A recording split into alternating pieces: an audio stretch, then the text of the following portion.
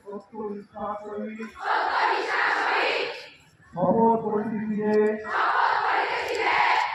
ভারত এবং পৃথিবী দ্বারা শাসিত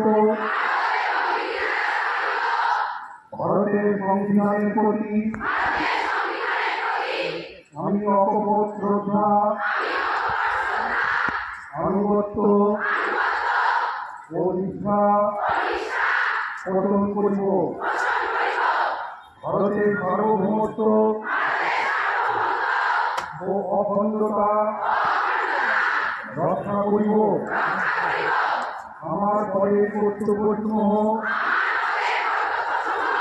নিষ্ঠাপূর্বক সাধুতা সহকারে বিনা পক্ষপাতে